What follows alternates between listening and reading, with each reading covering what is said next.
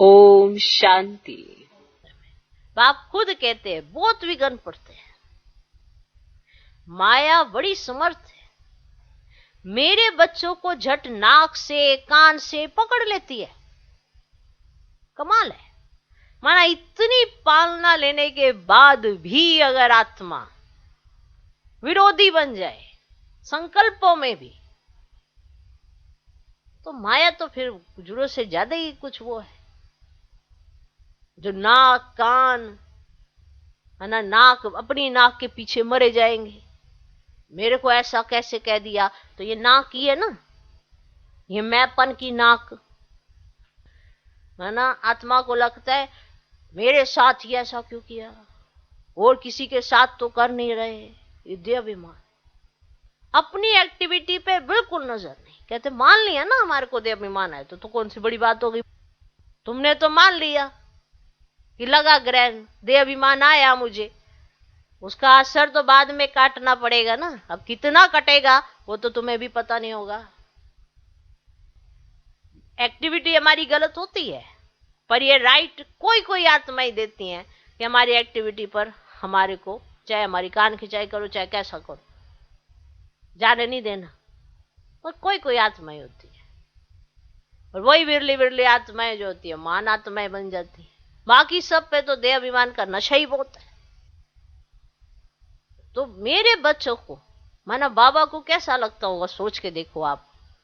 ऐसे बच्चे जिनको माना बाबा ने माना पांव नीचे तक नहीं, मैल में जाने तक ना दिया हो, इतना प्यार से जिनकी पालना की हो, उनको देह अभिमान आ जाता है। किस बात का, हम रह रहे खा रहे सब कुछ बाप का, फिर भी देह अभिमान आ जाता है। मुझे तो बड़े वंडर लगता है, सब कुछ दिया उसका, फिर भी देह अभिमान आ जाता है। क्या है हमारी वो, तो बाबा को बड़ा वंडर लगता है। माया बड़ी समर्थ है, इसीलिए तो बाबा कहते हैं, वरना बच्चे अगर सिर्फ बाप की सुने ना, माया की हिम्मत नहीं जो बाप से दूर कर सके या हमारी खुशी लूट सके। हिम्मत नहीं उसकी, वो तो वैसे ही कमजोर है, उसके पास कोई हिम्मत नहीं है। ये तो बच्चे उसको हिम्मत दे देते हैं। ये तो बच्चे जब बाप के सामने नजर उठा लेते हैं ना, तभी माया को हिम्मत आती है तुम्हारे अंदर और देह अभिमान जागृत कराने की। ये भूल जाते हैं कि आज हम किसके सामने खड़े हैं। पहले तो बड़े गायन करते थे, बाबा बाबा बाबा, और आज आप भूल गए हो कि उसी बाप ने अगर तुम्हें कुछ कह दिया तो तुम्हें स्वीकार नहीं हो रहा है। ये कैसे बच्चे हो तुम। तो बाबा को बड़ा वंडर लगता है कि माया बड़ी समर्थ है, मेरे बच्चों को झट नाक से कान से पकड़ लेती है। इसको कहा जाता है राहु की ग्रहचारी।